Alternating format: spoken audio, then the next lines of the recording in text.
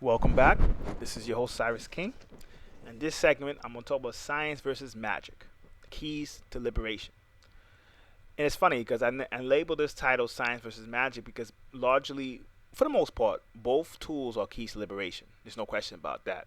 Um, but and both tools, to some extent, are expressions of the same art, right? So that's the funny part. So even though it's labeled science versus magic, they're both the same expressions of this. Well, not the same expressions, but they're part of the same expression. Just two different ends. So when you look at it, so then you say, well, if they're the same expressions over two different ends, why would you label the video science versus magic? And the reason why I labeled the video science versus magic was because magic has gotten into a lot of problems over the years, right? So much problems that when the average person hears the term magic, they think something that's either not real or something that crazy people deal with or something that uneducated people deal with, right? Whereas when you heard the term science, science really science demands respect in a sense. I mean, there may be people who don't like science, but very few people really think that they're actually smarter than people who practice the art of science, right? So you have people who hate science and whatever, but those same people would say, well, a scientist is just smart. Some people would just say, well, I believe in God. I don't believe in, scientists may not know everything. Or some people may actually think that science may not, like if they're more spiritual, but, because the person who says the scientist doesn't know everything usually comes from the religious standpoint. The person who's more spiritual may say there's certain things science doesn't understand because of the limitations of their thinking, right? Or you get the crowd who says science is brought up by corporations, right? But for the most part, science really demands respect. And the reason why it demands respect is because even metaphysically, most metaphysicists know when something can be proven scientifically, your ego cannot resist it. So science, to some smart metaphysicists, is actually a tool that they use because they understand that the ego cannot resist science. The problem comes in, though, is that a lot of people then try to combine science and spirituality, which is obviously tied into magic. And at times, because they're two different expressions of the same art, what ends up happening is that they actually end up making some hybrid form, right? Where meaning that they would be a spiritual teacher, a spiritual writer, leader, whatever, right? Who would then use science to try to verify or try to prove their spiritual viewpoints. And it doesn't really work like that. Because the problem with science and magic is that you kind of have to kind of study them two separate. I guess you have to study them separately first. When you study them separately first, that's the only way you could put them together. That's the problem. So a lot of metaphysicists of the modern age who are more practical. You got some people who practice metaphysics who are just out in space. They're not gonna even try to do science and magic. They're just gonna go straight up one way, right? But for the more practical metaphysicists, they would try to combine them, but they really don't work when you combine them if you don't understand them by themselves separately. So you have to understand the expression of what science is, the expression of what magic is, to actually then put them together. If you don't, and you only understand one and then using the other to try to prove your point, it never works. And then what's worse is that you create a lot of hybrid systems. And because of these hybrid systems, this is the reason why then magic has evolved. Because magic has evolved because you would have people who are practicing Wicca who would say, oh, the fairies don't really exist, they're just mental constructs, right?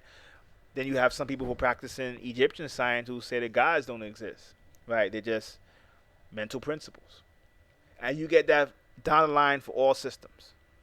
Now, I've said on video many times, the Egyptian gods are principles.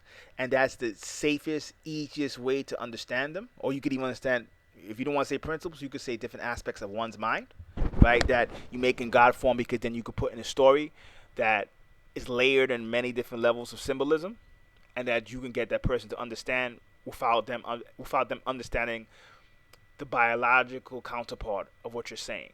So if I'm talking about the human brain, if I don't understand the human brain, I could chop it up into 12 disciples or the 12 tribes of Israel, right? And make it a story that's actually talking about processes that the brain, the heart, organs are going through.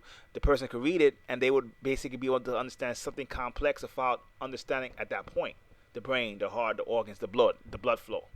It's kind of smart, kind of clever. So yes, if you're asking me, because even when we say, oh well, are you saying the Egyptian gods are real? If you say gods the way most people perceive God to be, you're talking about something that has its origins in the Greek and Roman times.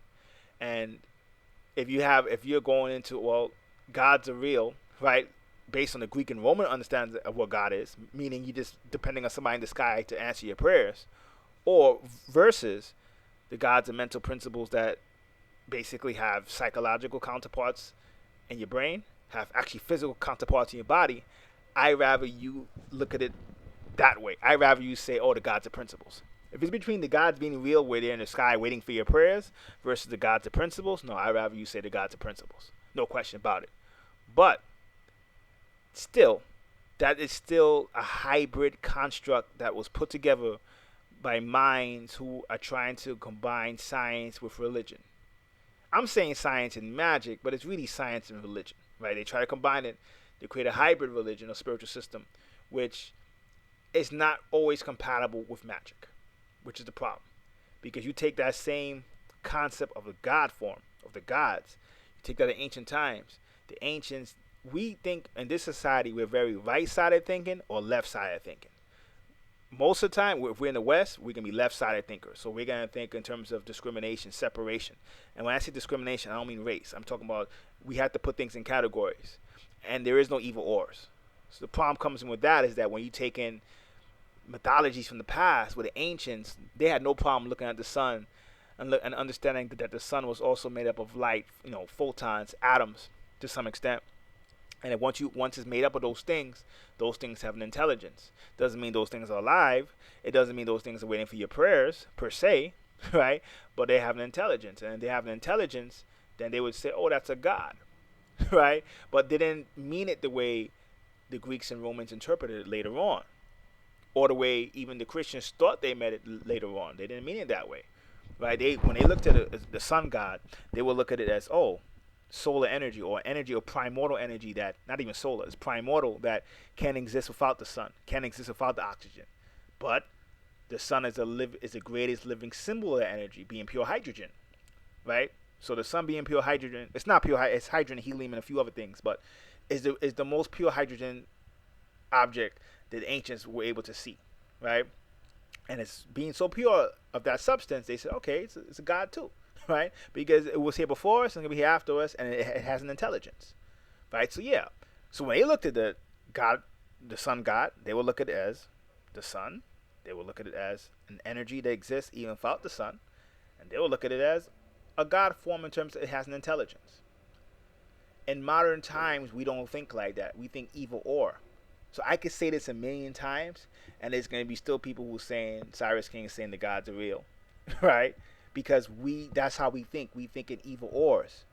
When you think in those very human constructs of evil or, at the present, that person cannot practice magic the way magic was practiced in the past. So in the past, yeah, magic and science were not only two expressions of the same art, because the people could think in different ways. They were the same art, literally, and on all levels. So because they were the same art, they can do things like that we can't do now. Now, we could do some things better than they can do, no question about it, right? But there were certain things that they can do that we can't do now. And the thing that happens is that because of that, and because of a lot of things that's gone on historically, and because of the fact that magic, and when I say magic, I'm combining it with religion in the sense that when you look at religion now has its origins in astrology and magic. But both aspects were taken out of it. Right, so now religion is just a dogmatic philosophy that even if most religions actually were started in good intentions, because most religions are the same art. Most people don't really realize when you say religion, a religion just comes about, or a spiritual system rather, comes about because all spiritual systems are really centered on, all spiritual systems are even centered in basic astrology and or shamanism. Maybe if they really had some connections, maybe some alchemy, right? And what happens is they're then tailored or transformed for the need of the culture of the time. So they're all the same art, but when they go to different lands, right, the creators have to do things differently to then cater to those people. Now, this sounds nice and simple, but then you take 500-600 years go by, those same religious arts or expressions, then the people who practice those expressions come in contact or conflict rather with people who practice what they perceive to be different expressions. Where you say a Muslim and Christian may not like each other, a Buddhist and Muslim may not like each other, a Jew and Christian may not like each other. Somebody who practices indigenous African spiritual systems may look at somebody who practices Christianity as an impostor or a person who sold out. And all these things happen because the people who practice those systems forget that at one time they were all the same art, and they just evolve depending on the need of the people. And the problem comes in though is that, and this is why I labeled it science versus magic. Because the problem with magic, or the major weakness of magic, is magic, to some extent, is the same art as yoga. Yoga is just a type of magic that I guess the practitioners focus more on the mind only, where magic will be the mind, but also is a little bit more. Is also manifestation, and you would need probably physical elements for that, where yoga is just only centered in the mind, right?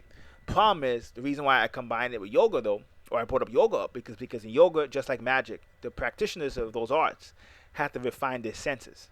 And because they have to refine their senses, they're going to be able to perceive things that people who haven't went through that same process haven't or cannot validate.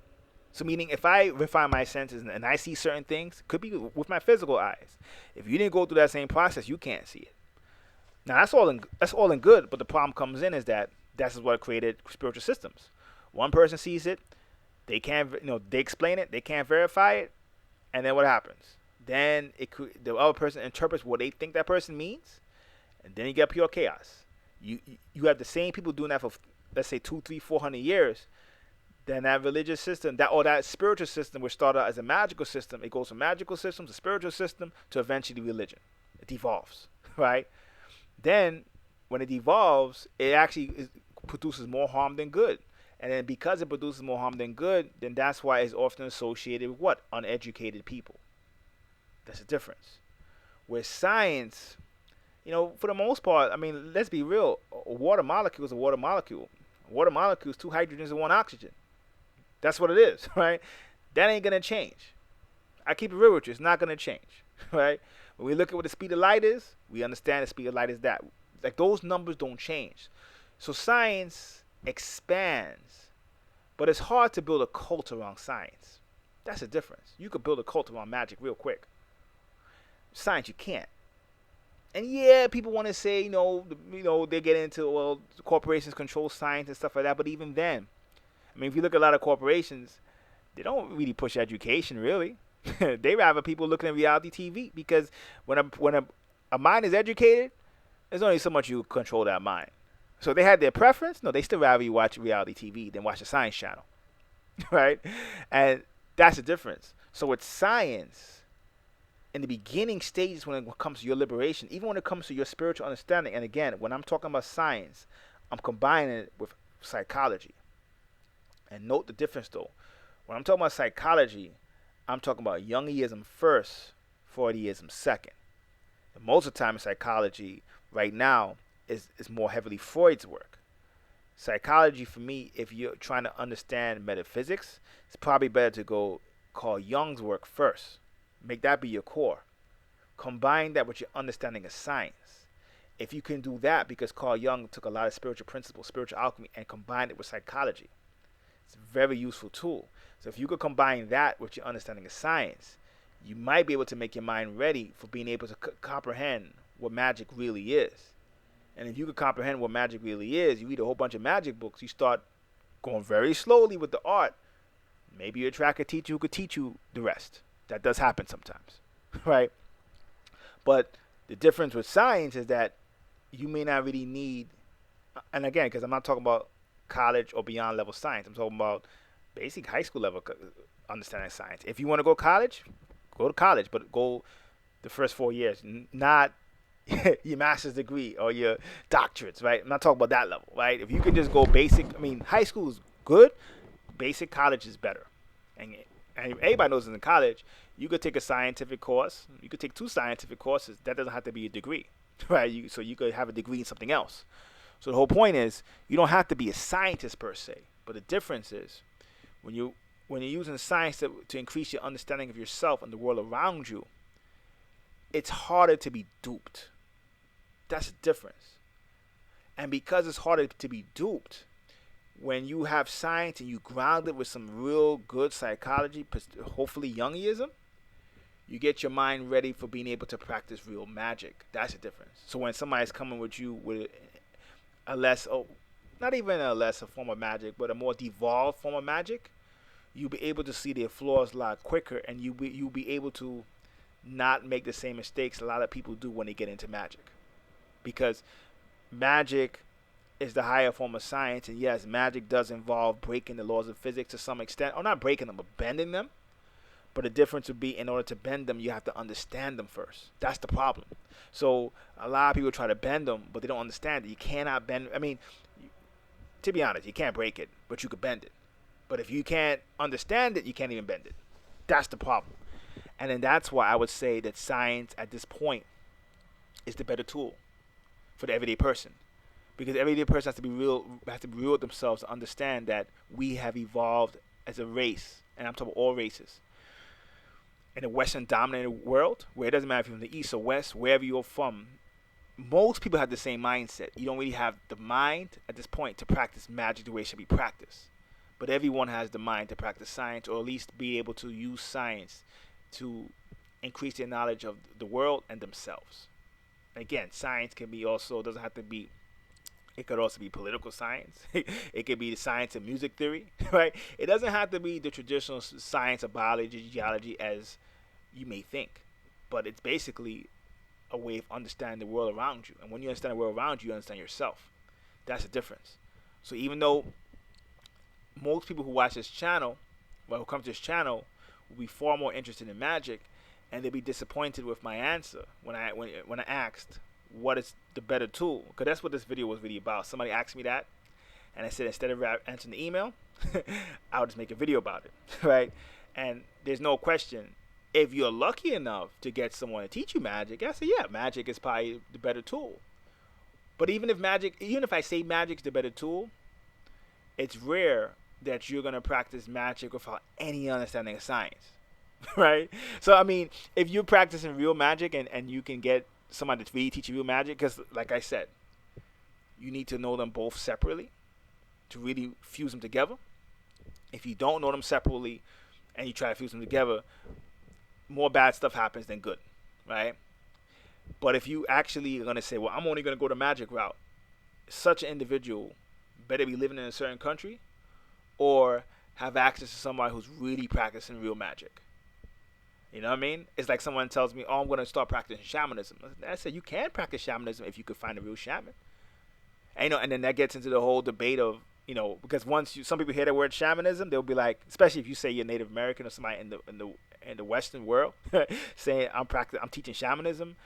Some people's radars go off and say, wait a minute, shamanism is from Siberia and from Tibet and from Central Asia, right? Realistically. So when you're in America saying shamanism, unless you're saying it as a word that you're talking to outsiders and outsiders hear that art of shamanism and kind of know nature magic and using that as just a point of reference, that's one thing.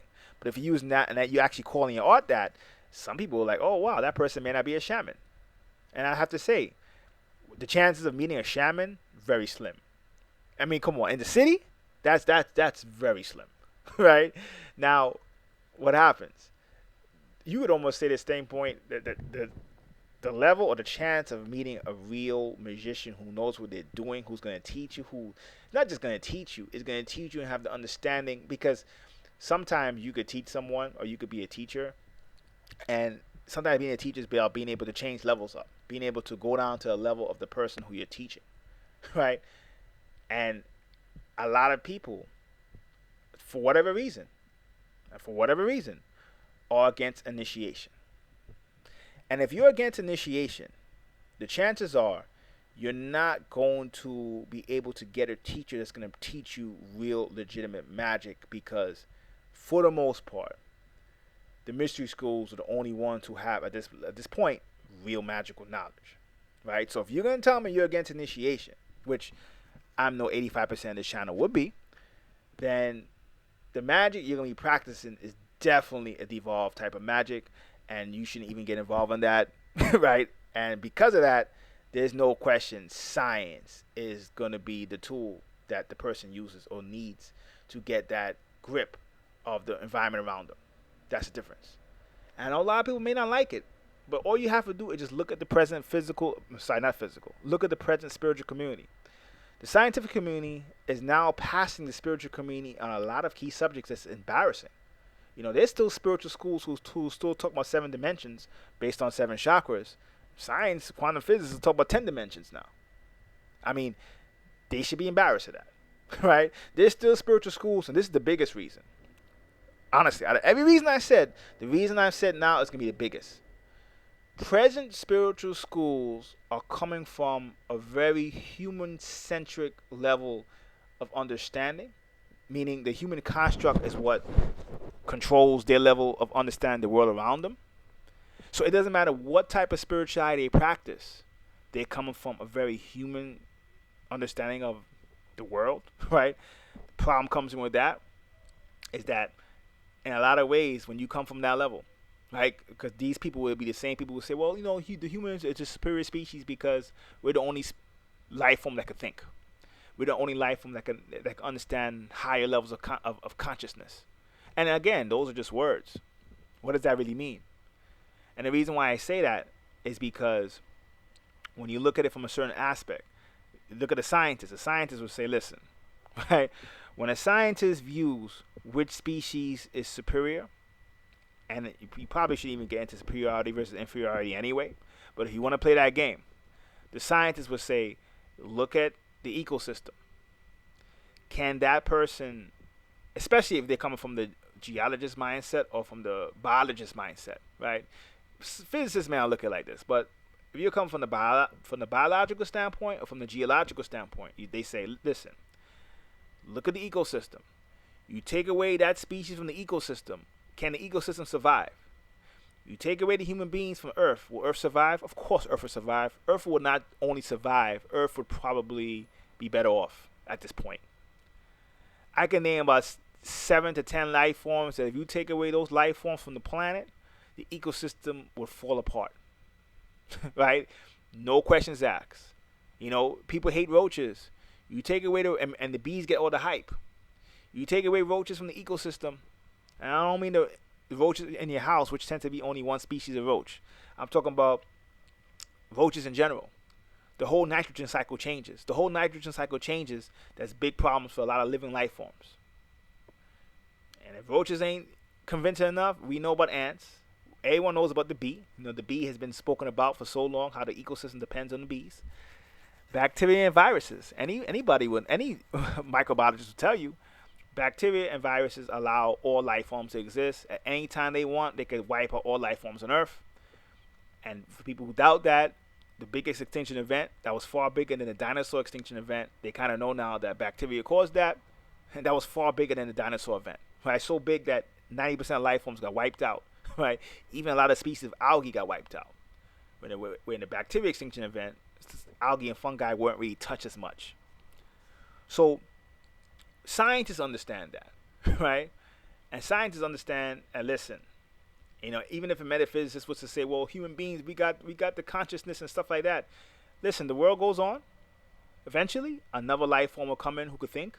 And if you believe that humans are unique because we could think and we can tap into consciousness and higher vibrations and mental energy, listen, another life form will come in. It might take maybe another billion years, right? Maybe 200 million years, 500 million years will come in and do the same thing we're doing.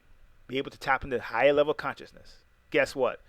If that life form came in 200 million years later, can you say that the human being is unique and is the most dominant species? Because no, as long as that life form that comes in 200 million years later has bacteria, it got algae for the air, got some plants, it can survive. So guess what? Nature will survive without humans. Humans wouldn't survive without nature. So how could humans be the dominant species in nature? That doesn't make any sense. But again, the scientists know that. For scientists, for them, humans are just some chemicals that eventually the right chemicals bonded. Right? Carbon came in, and carbon-based life forms came in. They're not unique. Now, even if you say, well, that's a little bit materialistic in terms of how they think or their perception, you can't argue that it's crazy that the scientists would say, listen, we're definitely not unique in the universe. If you want to say something's unique about us, is our environment unique. The fact that we have a magnetic field is unique. Yes. Like there's going to be the fact that we have platonic plates and the continents move. That's unique. The fact that we have microbes that can do things like change methane into oxygen, right? And basically set up the conditions for plants and algae to take over to produce oxygen and carbon dioxide for living life forms. That's unique. Our environment's unique. Yeah, no question about it. Earth, to some extent, there's some unique principles on Earth that you're going to have a tough time finding exactly on another planet. That's unique. But the spiritualists tell the human being that they're unique. And that same spiritualists, when they tell the human being that they're unique, they're saying, well, you know what? You got to control the ego, blah, blah, blah, all these things about ego, but then they're inflaming the ego. So when I add all these things up, there's no question that in the 21st century, the year 2016, the number one tool for liberation is science. You get that scientific understanding, then, and you combine that with some Jungiism, that's that form of psychology, then you might get lucky to meet a real magician or to go through a real initiation process. Because for all you guys who think you can just go through that without getting initiated, that's not going to happen, right? Then you set yourself up for that initiation, then you can practice magic. Until that happens, put the wand down and pick up a chemistry book. That's just my 2 cents on it. It's been Siris King. Until next time, peace.